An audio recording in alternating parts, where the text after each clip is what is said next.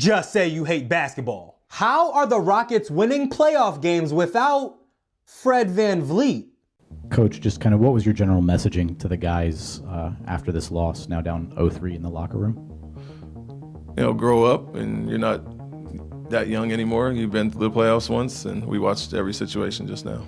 Houston's going to rely on that young core that they have. They've had pretty much full control of the last 3 games. They could have easily won Game 3, obviously. And you think about it, Amen Thompson, Reed Shepard, Tari Eason, Jabari Smith Jr., Alperen Sengun. I have a stat for you. They're the youngest starting 5 to win a game in NBA playoff history. Wow. And the quartet of Thompson, Reed Shepard, Sengun, and Jabari Smith, they're plus 29 in this series. And so I think the onus for the Rockets has been a lot about that young core. How do they mesh with Kevin Durant? But now with no Kevin Durant, you're leaning on especially those 3 guys, Jabari Smith Jr. and Amen Thompson and Alperen Sengun. And last night, you know what caught my eye? Jabari Smith leading huddles down the stretch of the game.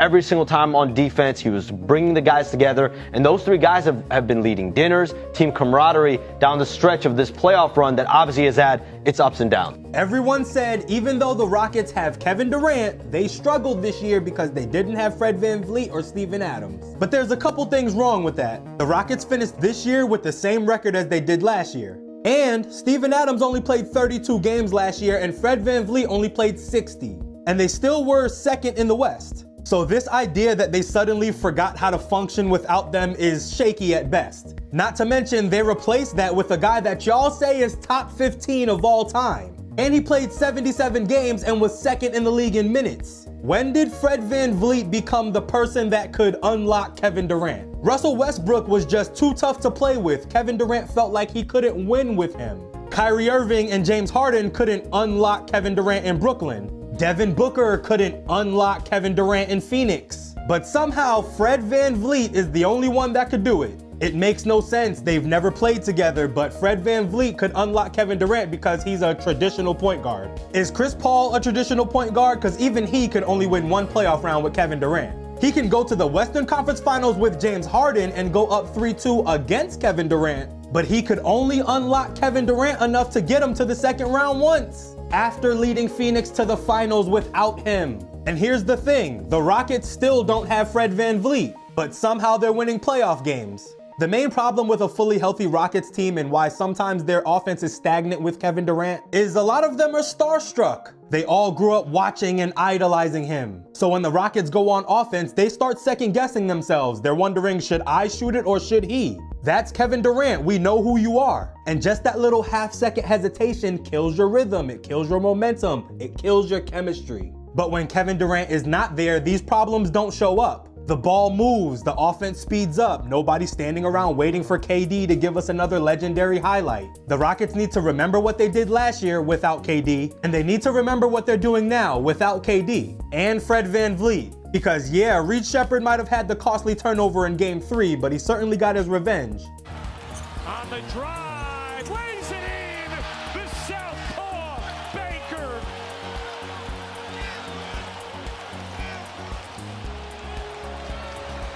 It's a 3-point game.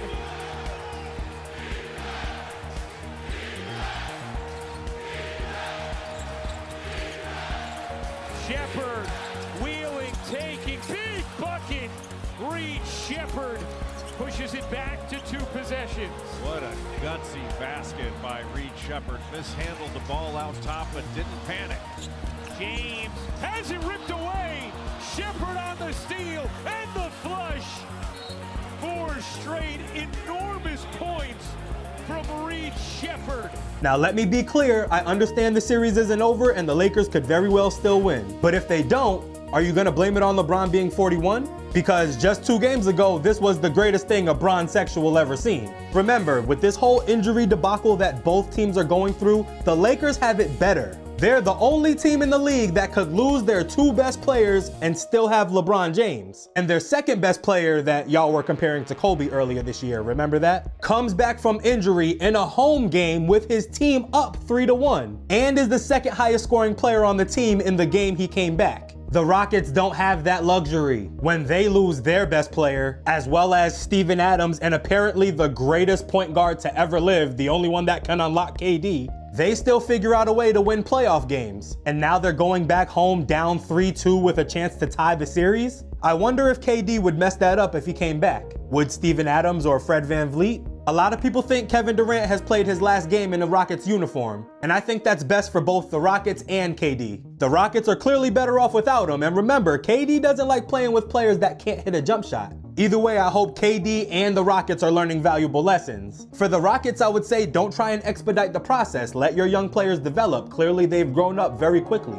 3 teams before you saw Kevin Durant thought he was the answer, and only one of them were right. Imagine adding someone like Dylan Brooks and Jalen Green to this team. Oh wait, you don't have to. They got swept, but if they were still on the Rockets, they would have been the ones doing the sweeping. Oh, and for KD,